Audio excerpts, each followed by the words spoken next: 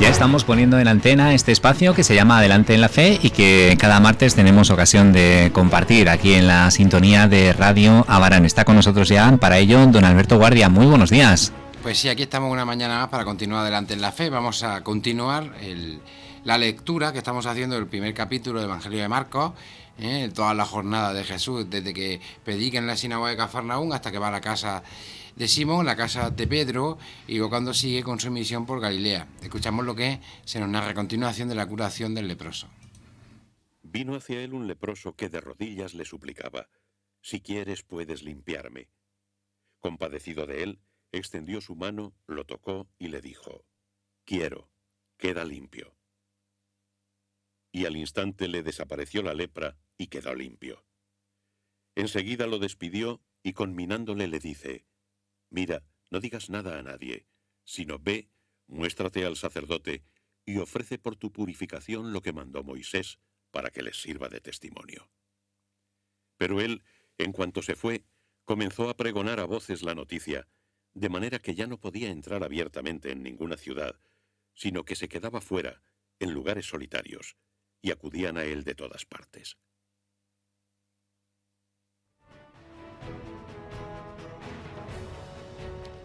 Pues de nuevo se nos narra y se nos cuenta aquí otra de las curaciones que realiza Jesús. En este caso vuelve de nuevo a ser alguien que se acerca a Jesús.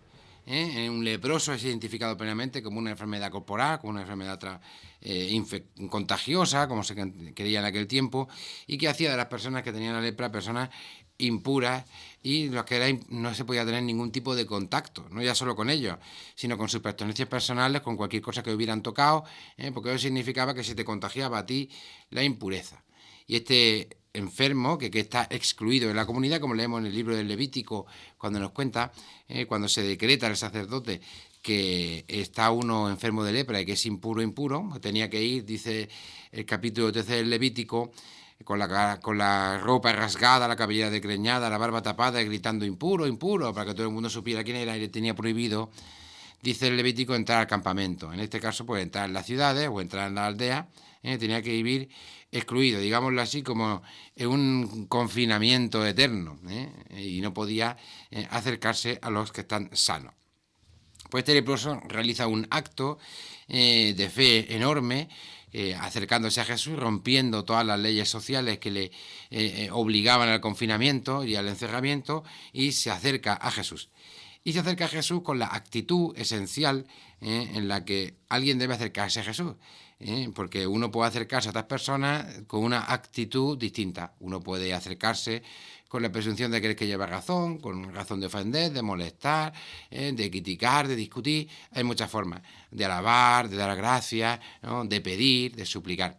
Aquí, por medio del gesto que realiza y la palabra que pronuncia, manifiesta la fe que tiene en el poder de Jesús para curarlo y que no es una exigencia. No se acerca y le dije: «Oye tú, que me tienes que curar, que me he enterado yo que haces milagros y aquí estoy yo para que tú me cures», sino todo lo contrario. Se acerca suplicándole de rodillas, le pide de rodillas: «Por favor, si quieres, puedes limpiarme». No es una exigencia, es una súplica.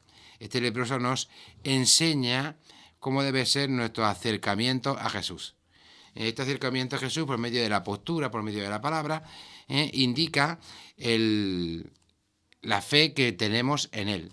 Este ponerse de rodillas, que es un acto muy común para cuando queremos orar, cuando queremos adorar, cuando queremos ponernos en la presencia del Señor, es un acto profundamente bíblico y que no hace otra cosa que reconocer, por medio de ese acto, de esa postura corporal, que reconocemos en Jesús el poder de sanación y de curación. Y que no vamos con exigencias, sino que vamos simplemente con una súplica. Si quieres, puedes limpiarme, con el condicional. Así que este leproso es capaz de romper primero la barrera social, la barrera oficial, la barrera legal que le impide el acceso a Jesús. Es capaz de superar los confinamientos, las prohibiciones, los miedos al contagio, y acercarse a Jesús para suplicarle poniéndose de rodillas. Dice el Evangelio que, compadecido, Jesús, por su propia voluntad, y sin que nadie se lo diga, sin que nadie lo obliga, sino porque quiere realizar este gesto, realiza lo prohibido, lo imposible. Que es algo que está explícitamente prohibido en el libro del Levítico y en el Antiguo Testamento, que es tocar a un leproso, porque eso significaba que te convertía en impuro. O dicho de otro modo, que perdías el favor de Dios, que ya no eras santo, que perdías la santidad, que ya no eras amigo de Dios, y que de nuevo, para poder de nuevo volver a ser puro, tenías que hacer una serie de ceremonias de purificación, de rituales de lavarte, etcétera, esperar unas cuantas horas, incluso días, para de nuevo volver a estar en comunión con Dios, ser puro ante Dios y no tener nada que Dios rechazara de ti. Es curioso cómo Jesús manifiesta con total claridad esta total libertad respecto a las leyes y a las normas de la Biblia. Volvemos a recuperar también o a recordar aquello que hemos comentado en otras semanas. Una lectura excesivamente literalista de la Biblia y fundamentalista haría condenar a Jesús por esta actitud, por no cumplir la ley que Dios ha dado. Pues ha dado una ley muy clara y muy explícita de que no se puede tocar, ni acercarse, ni contaminarse con las personas que la ley ha declarado impuras. Y por lo tanto supone por parte de Jesús un desobedecer de un modo voluntario la ley, el Pentateuco, lo que para los judíos era la ley y que aquí está expresada en el libro del Levítico. Así que es voluntad de Jesús tocarlo para sanarlo. Y la respuesta, quiero. Le ha preguntado, ¿quieres? Y él dice, sí quiero, esta es mi voluntad. Quiero, queda limpio. Y entonces Jesús cura a este leproso por contacto. Es decir, no queda ninguna duda de que es la fe que tiene en Jesús quien cura a este leproso. La lepra se le quitó inmediatamente, añade este adverbio Marcos, y quedó limpio. Es decir, ya no había ninguna razón objetiva para considerarlo fuera del pueblo de Dios, fuera del pueblo de Israel, para considerarlo impuro, excluido, confinado. Así que Jesús lo que hace son varias cosas. No solo cura una enfermedad física, sino que además elimina el impedimento que impedía a este hombre relacionarse con su familia, con su trabajo, etc. Lo reintegra de nuevo a la vida, a la comunidad. La sanación que obra Jesús es una sanación mucho más poderosa que simplemente el que te sientas bien, que tú tengas buena salud y que te encuentres bien y que te quite cualquier padecimiento, porque las consecuencias que tiene la sanación, el milagro que realiza Jesús, son consecuencias públicas, consecuencias sociales que van a cambiar tu vida a partir de ahora. Ya no vas a tener que vivir en la aldea de los leprosos, ya vas a poder volver a tu casa, ver a tu familia, volver a recuperar tu trabajo, es decir, es un cambio radical y absoluto. Sin embargo, Jesús nos dice el Evangelio que al despedirlo le encarga severamente, muy seriamente, Jesús se pone serio y le dice, mira, no lo vayas comentando por ahí, no se lo digas a nadie, pero para que conste que tu curación es real y efectiva, aquí aparece como una contradicción. Le dice, después de haber él incumplido la ley del Levítico, le dice, ahora ve y cumple lo que dice la ley del Levítico, ahora ve y cumple lo que dice, lo que manda Moisés, para que les sirva de testimonio. No para que reconozcan que yo he hecho un milagro, porque Jesús lo que les ha dicho, lo que le ha dicho al leproso es que no lo diga, sino para que públicamente se reconozca que tú ya eres otra vez un miembro de pleno derecho en el pueblo de Israel y que por lo tanto no tienes que permanecer y continuar confinado. Uh-huh. Y así que es importante que no solo tú sepas que has sido curado, sino que de nuevo sigas el proceso para que te den el permiso, el certificado, te hagan la prueba, digámoslo así, de que ya no tienes virus y que por lo tanto puedes salir del confinamiento. Uh-huh. Así que ve y hazte la prueba. Cumple la ley de Moisés para que les sirva a ellos de testimonio y para que no te vuelvan a rechazar pensando que sigues siendo el mismo y que no te has curado o que no te has curado espontáneamente. Tú no digas quién te ha curado, te has curado y punto. Y ve y reintégrate de nuevo. Cuando uno se curaba te daban hasta un papel, por así decirlo, un certificado donde ponía pues eso, se ha revisado tu caso, ¿verdad? Y el sacerdote, que eran los encargados de decretar la pureza o impureza, el contagio o el no contagio, pues te daba ese papel para poder presentarlo y decir, mira, ¿ves? Me han declarado puro, ya está. Me han declarado limpio, he quedado limpio. Sí. Sin embargo, este hombre hace lo contrario. Suele ocurrir en el Evangelio muchas veces en que Jesús da una orden de que se realice alguna cosa en concreto y sin embargo pues la gente pues luego pues hace otra cosa. ¿Eh? Una vez que le he dicho claramente no lo digas a nadie, no lo comentes, no digas nada, tú sigue el camino tradicional, tú ponte en la cola de la purificación, tú cumple las normas, las reglas, que no se note, ha sido un milagro, ya está. Dios ha hecho un milagro y no cuentes nada. Y sin embargo, lo que hace es todo lo contrario. Se pone a pregonar bien alto y a divulgar el hecho. Se lo va contando a todo el mundo. Le dice qué poco favor le hace al Señor, que pues cuando te digan una cosa no le hagas caso.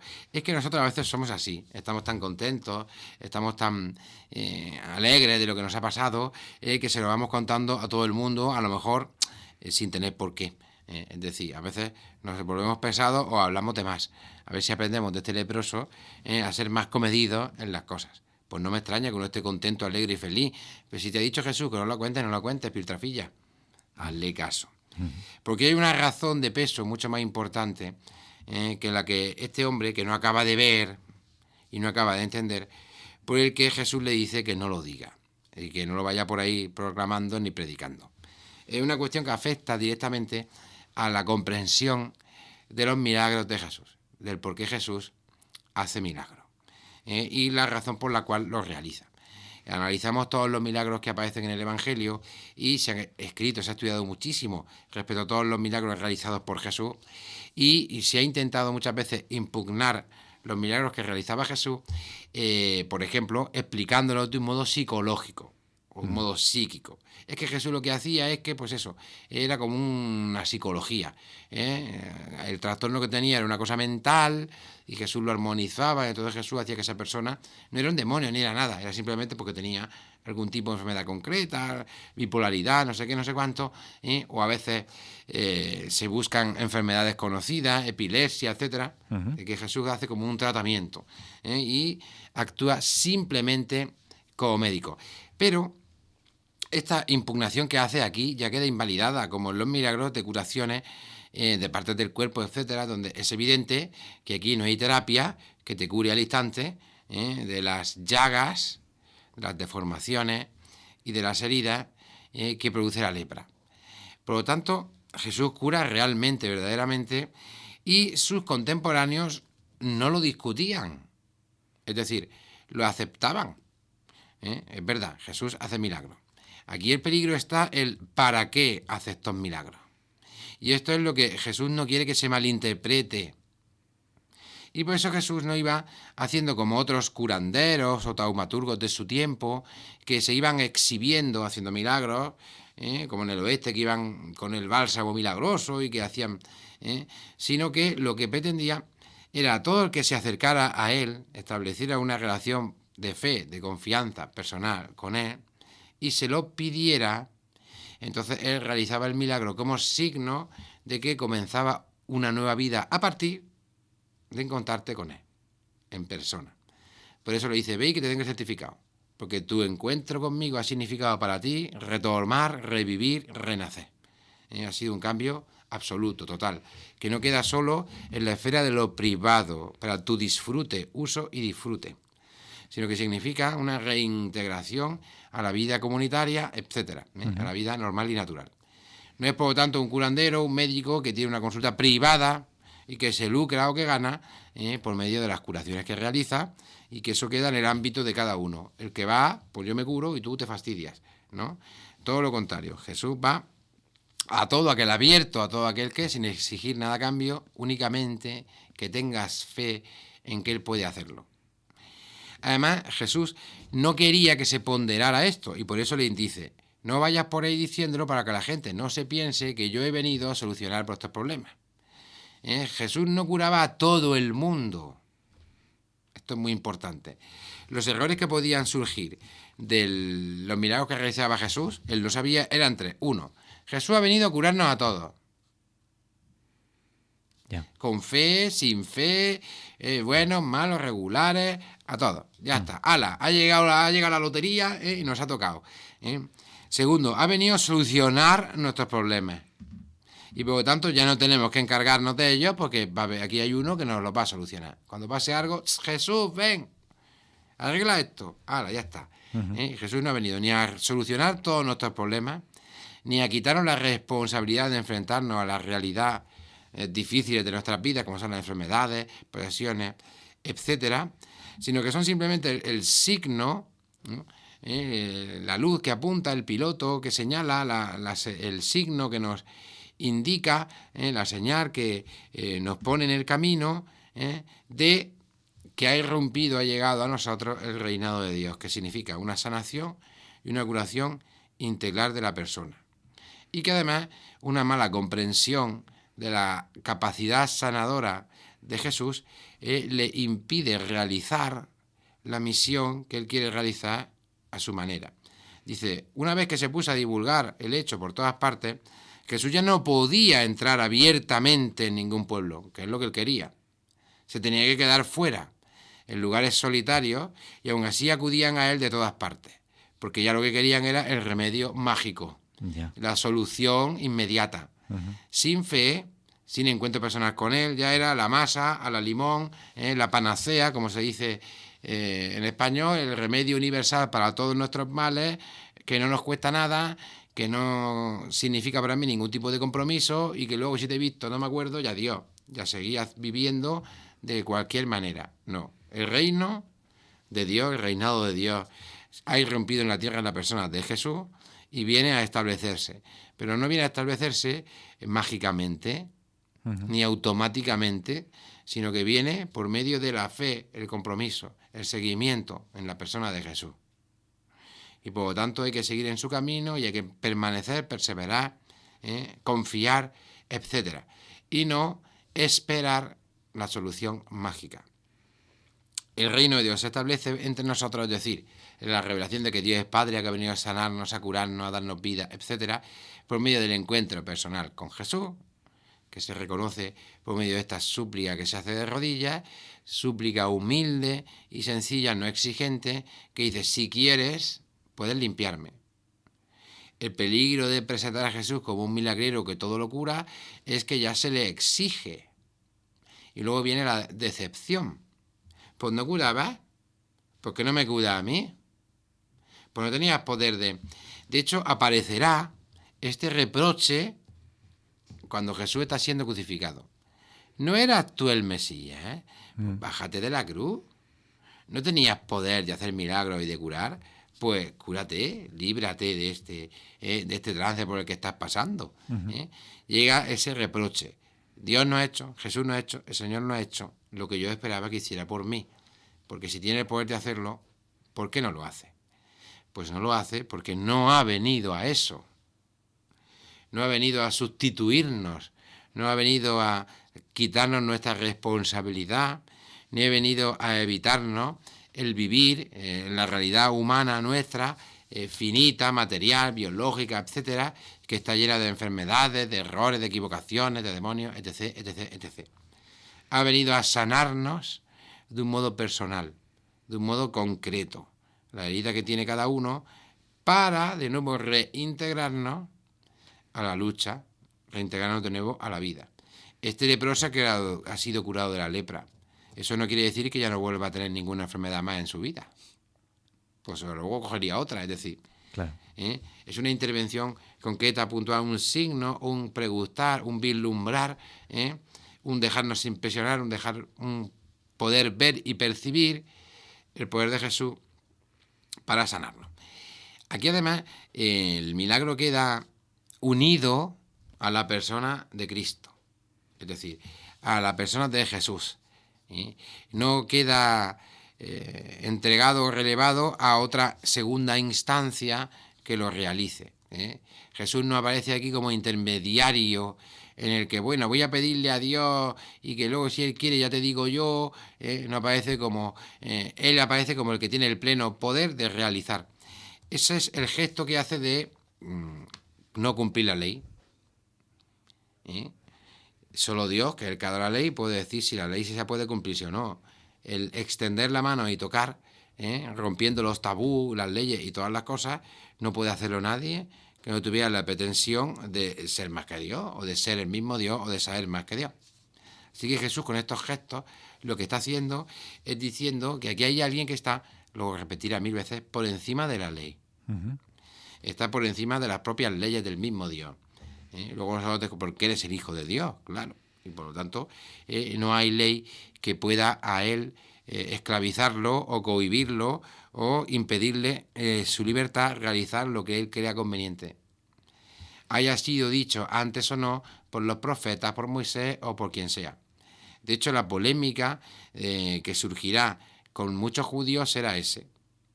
¿Por qué no cumple la ley del ayuno? ¿Por qué no cumple la ley del sábado? ¿Por qué no cumple la tal? ¿Por qué has tocado el leproso? ¿Por qué tal? ¿Por qué cual? ¿Por qué cual? ¿Por qué cual? No comprenden la libertad de Jesús para actuar y la libertad de estar por encima de la ley. Porque Él es la nueva ley. Luego, en el Sermón de la Montaña, lo especificará con total claridad. Él nos da una nueva ley. Habéis oído que se dijo, adversativa, pero yo, con mi autoridad, os digo. Y Jesús corrige, cambia, altera el sentido, el significado y el orden de la ley. San Pablo luego en sus cartas lo explicará. La ley anterior era como un pedagogo, como un maestro, como una preparación, pero ahora ya no hay que cumplirla. Ahora ha aparecido una nueva ley, ¿no? Ha aparecido un nuevo mandamiento, que se lo resumirá en el mandamiento nuevo os doy, que os améis unos a otros como yo os he amado. Le preguntarán muchas veces, ¿en qué consiste cumplir la ley y los profetas? Y Jesús repetirá, amarás al Señor tu Dios con todo tu corazón y al prójimo como a ti mismo. Hemos comentado esto muchas veces, haciendo una cita de Deuteronomio que invalida lo que dice el Éxodo. Así que Jesús tiene una total libertad a la hora de interpretar la propia Biblia. O dicho de otro modo, Jesús nos recuerda algo muy importante, lo que dice Juan en el comienzo de su Evangelio. La palabra se hace carne, la palabra se hace persona. Y por lo tanto, el Dios mismo, que es una palabra que se dirige al hombre, no es ya una palabra escrita. Ese es el sentido que tiene hablar de una ley escrita en un libro. No deja de ser un libro. Esto parece una cosa obvia, pero es un libro que está escrito con palabras, con tinta, libro. Es un libro que hay que leer. Es un libro que es un objeto que transmite unas palabras y que se lee con interés o con menos interés, pero no es Dios, es su libro. El que ha escrito él, sí, pero es la diferencia que hay entre una persona y el libro que uno escribe. ¿Es este su libro? Sí. ¿Ha escrito usted esto? Claro, he escrito esto yo. Ah, muy bien, pues entonces tu libro, digo, un momento, que yo no soy solamente un libro. Vamos a ver, yo luego puedo escribir otras cosas o decir otras cosas distintas a las que he escrito en ese libro. Tengo la total libertad de yo mismo, en persona, escribir otro libro para cambiarlo, o ya no escribir ningún libro, o decir, todos los libros que he escrito hasta ahora son una tontería. ¿Por qué? Porque esas son mis palabras que están por escrito. Pero no soy yo. Son mis palabras que están puestas por escrito. Cuando se dice que Jesús es la palabra hecha carne, se está diciendo que es una palabra viva. No es una palabra de tinta, ni es una palabra que se imprime y que por lo tanto queda fijada para siempre. Una vez escrito, ahí se queda. Es una palabra viva que se te dirige a ti para decirte con total libertad, no importa lo que hayan dicho los libros anteriores ni lo que se haya escrito antes, con total libertad lo que quiere o lo que quiera. Puesto que nosotros no podemos condicionar a Dios, no podemos condicionarle acerca de lo que Él tiene que decirnos. Es una pretensión absurda. Es como si alguien llegara y te dijera, una vez te pregunté si esto, y me dijiste que no. Así que ahora cada vez que te pregunte esto, tú tendrás que decirme que no. Y tú dirás, bueno, pues si me parece bien, te diré que sí o te diré que no, según las circunstancias. Claro. Así que Jesús aquí nos recuerda que él, las circunstancias con este leproso, la ley desquita de antes, pues ahora dice que no. No la cumplo, ya está. Es que antes decía, pues muy bien, pues que lo diga. Ahora que estoy yo aquí en persona te digo otra cosa. La cambio. Estaba pensando en lo que hablábamos la semana pasada, de construir sobre las creencias o lo que era común en aquellos días, ¿no? Sí. Esto sería un poco romper, ¿no? Con esas... Sí, cambiar rompe con la Jesús, sin embargo, ya te digo, la segunda parte es ve y cumple. ¿Esto qué es? ¿Qué contradicción más rara? Dices que esto es una tontería, esto de la ley de purificación, para entendernos. Sí. Y que yo te toco si me da la gana y yo no me hago impuro por tocarlo, lo mismo que si arranco espigas, esa cosa. Y luego vas y me dices, pero bueno, ve y cumple la ley. Ya. Parece una contradicción. Entonces Jesús lo que nos está diciendo es, la ley en sí misma, que este es el problema de nuestras mentes racionales, de por sí, no es ni buena ni mala. Es decir, yo no estoy diciendo que ahora sea mala lo que antes era bueno. No estoy descalificando la ley en sí misma, sino que le estoy diciendo que es un vehículo que a ti te ayuda. Que unas veces te ayuda de una manera y otras veces te ayuda de otra. Y que por lo tanto no podemos descalificar la ley con mi actitud que yo he tenido ahora diciendo, pues ya no vale nada. No. Aparecerá luego el Evangelio 1000 veces. Cielo y tierra pasarán sin que se haya cumplido una sola, deje de cumplirse una sola letra o tilde de lo que está escrito en la ley. Es decir, lo que nos está diciendo Jesús es que aprendamos a relativizar el valor de la ley, de lo escrito, de las tradiciones y de las costumbres.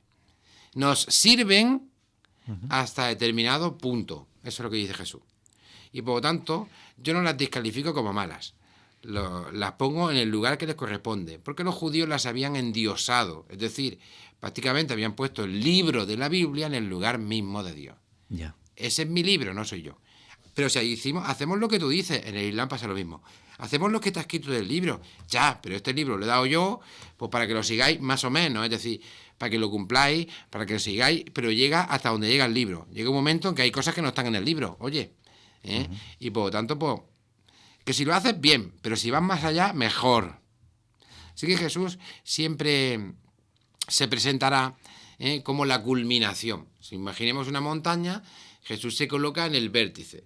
La montaña es toda una acumulación, una masa, que no puede llegar arriba sin quitarlo de abajo. Lo de abajo sigue estando de base, no desaparece, sigue estando ahí. Vas ascendiendo hasta que llegas a su cumbre. El camino de Jesús es ir ascendiendo, ir más allá. No podemos eliminar la base. Decíamos la semana pasada, la base antropológica, social, cultural, ritual de las personas. Pues somos seres humanos y vamos a seguir siendo siempre seres humanos y no vamos a ser ángeles. Y por lo tanto necesitaremos aún leyes, costumbres y tal, porque están ahí. De hecho, Jesús luego las cumplirá muchas veces. Jesús lo que nos dice es situarnos ante las leyes, costumbres tal, con libertad. Y que todo esto se realice poniendo la fe en Él, en mí. Yo soy el que cura, ve y coge el certificado al sacerdote. Aquí lo tengo, muy bien, estupendo, genial. Pero te he curado yo, ¿no? Sí, pues ya está. Es armonizar otra vez siempre lo mismo. Insisto, hacer una visión rupturista es absurdo. Jesús lo hace todo en continuidad. Jesús viene a dar plenitud. Jesús viene a llevar al cumplimiento, que es como dice la Escritura. El problema es que para nosotros la palabra cumplimiento no se entiende bien. No la entendemos como la entendían los antiguos. Para nosotros el cumplimiento de la ley o de los profetas significa que tengo que reproducir lo que dijo otro que tengo que hacer. Y por todo yo cojo las instrucciones y las reproduzco. Ya estoy cumpliendo lo que dice el profeta. No. Cumplimiento de algo anunciado por un profeta significa que lo anunciado se realizará, pero no tiene por qué realizarse del modo que el profeta dijo que iba a realizarse. Se realiza de otra manera. Toda la carta a los hebreos viene a decir eso. Presenta a Jesús como el sumo y eterno sacerdote del culto judío. Ya puedes decir, pero si nunca fue sacerdote, dice, claro que no. Pero él lo cumple, a su modo, a su manera y a su forma. Es decir, se realiza lo que estaba anunciado, pero no tiene por qué realizarse según dijo Isaías, Ezequiel o tal. Unas veces sí, otras veces no. ¿Por qué? Porque Dios es libre. Esto es muy importante. Ni siquiera está atrapado por su palabra. Este es el gran error del Islam, por ejemplo. El gran error del Islam es que han cosificado a Dios en el libro. Es decir, no pueden comprender que Dios pueda actuar de un modo totalmente distinto o diferente a como está escrito en el libro. Un libro no puede coaccionar a Dios, por mucho que lo haya escrito él mismo, o se le atribuye a él. Él no puede coaccionar ni puede quitarle la libertad para actuar como le dé la gana. Él quiere curar tocando con la mano, pues cura, punto. Y quiere hacerse presente en medio de nosotros por medio de rituales de tal y cual, pues lo hace. ¿Quién eres tú para decirle que no? Tiene la total libertad para hacerlo. Es esta manía de querer controlar a Dios y que todo sea según nosotros nos parezca que tiene que ser porque está escrito aquí que dice esto. Es la tentación siempre fundamentalista y fanática de tenerlo todo seguro, todo claro, todo. ¿Y qué pasa? Porque Jesús nos sorprende. cuando le da la gana sorprende. Unas veces cumple y paga el didrasma, otras veces coge y echa el dinero en el gazofilacio, otras veces coge y está en el pórtico del templo, otras veces va y celebra la Pascua en la fecha, otro día la celebra en otra fecha, otro día va y celebra la fiesta en las tiendas, y otro día va y no hace nada. Es la libertad de Dios para actuar como Él quiere, siguiendo las tradiciones o no, pero no las invalida. Y el problema de los fariseos es que no aceptaban esta libertad, esta liberalidad de Jesús. O el de los saduceos, que tampoco podían entender o que no podían aceptar el que Jesús no se manifestara partidario o sectario. Y por eso siempre lo criticaban. Y lo acusaban de estar a favor de los fariseos. Y en contra suya. Es también, pues eso, una tentación que todos tenemos en la vida. Y es que a mí me gusta Jesús mientras dice lo que a mí me gusta. Cuando ya dice algo que no me gusta, pues entonces que lo hemos interpretado mal, o es que ya no tal. En cuanto hace algo contrario de lo que a mí me han enseñado, de lo que a mí me parece que tiene que ser Dios, cómo debe actuar, entonces no puede ser, tú estás falsificando, manipulando, contrariando. Vamos a ver. ¿Es que no puedes dejar a Jesús hacer lo mismo y lo contrario? Pues lo hizo. Entonces es dejarle la libertad a Dios ser Dios. Un día leí el libro que se llamaba así: dejen a Dios ser Dios. Es decir, que haga lo que quiera en cada momento y que integre, desintegre, reintegre, haga, deshaga. El ejemplo lo tenemos, le iba a leer en el libro de los Hechos de los Apóstoles. Hay una petición en el capítulo 4 del libro de los Hechos de los Apóstoles, donde hay como un cierto resquemor, una cierta cosa, en la cual le dicen a los apóstoles: vale, el reino, Dios, todo eso, pero estáis haciendo lo mismo que hacemos nosotros. Ungir con aceite, que es lo que hacían los sacerdotes para, por ejemplo, purificar con la lepra. Hacían unciones con aceite. Es lo que dice el Levítico 14. Imponéis manos, ponéis vendas, ponéis no sé cuánto. Dice, venía a traer una nueva ley, un nuevo reino, una nueva cosa, y estáis utilizando nuestros rituales, nuestras tradiciones, nosotros digamos nuestros sacramentos, nuestros ritos, los estáis repitiendo. Vaya novedad. Todos los apóstoles dicen, pues sí, porque así es, estos prodigios los realizamos en el nombre de tu santo siervo Jesús, el que realiza las curaciones, no el aceite, ni el paño, ni el tal. Es Jesús quien hace la curación. Y nosotros podemos utilizar esto u otras cosas que se nos puedan ocurrir mañana. Ya. El milagro no ocurre por el hecho de ponerse un trapo en la cabeza o afeitarse. De hecho, el mismo San Pablo, pues a veces hacía cosas de esas, porque se le ocurría. Hacía votos de pelarse la cabeza. Era una cosa que hacían los judíos. Cuando querían hacer un voto especial o una promesa a Dios, se afeitaban la cabeza y la barba entera, se paraban al rape. Y alguno podía decirle, vaya tú, que has dicho que no hay que estar sujeto a la ley, tal y cual, mira, te has cortado el pelo. Y él dice, pues lo he querido conveniente en este momento y lo he hecho, ¿qué pasa? Ya. ¿No? Bueno, pues hoy el programa en torno a esta enseñanza, y tenemos también una canción, no sé si la que vamos a escuchar, que es la oración del pobre, tiene que ver con lo que hemos hablado. Tiene que ver con la aptitud fundamental que hemos dicho al principio del acceso a Jesús, que eso nos tiene que quedar bien claro una vez que vamos viendo que Jesús es libre y que el que nos cura es Él en persona y que viene por la actitud de ponerse de rodillas ante Él y decirle, si quieres, puedes limpiarme. Es que esto es lo fundamental y lo esencial. Luego viene todo el rollo de más, de cumple, no cumple, no lo digas, pero va y lo dice, en fin, ¿no? Luego llega por la vida y las cosas como salen. Pero lo importante es ese acto, ese momento. Y es de lo que canta esta canción, la oración del pobre, que se llama. Alguien que dice que vengo ante ti, mi Señor, reconociendo quién soy, mi culpa y quién eres tú, pero yo sé que tú vas a transformarme, lo sabemos ahora, aunque aquí no aparezca, porque es tu espíritu el que abraza todo mi ser y transforma mi vida entera. Muy bien, pues con esa canción hoy vamos a terminar. Nos encontramos el próximo martes, que si no me equivoco va a ser justo el día antes del miércoles de ceniza. Justo antes del miércoles de ceniza. Que hemos perdido un poco también el ritmo, la orientación, ¿no? Pero bueno, ya nos preparamos y hacemos esta cuarentena. Esto sí que es una cuarentena bíblica y real de los 40 días de Jesús en el desierto, en el que queremos prepararnos a celebrar Pascua, Resurrección. Pues terminamos así con música el programa de hoy. Adelante en la fe. Volvemos el próximo martes. Hasta la semana que viene.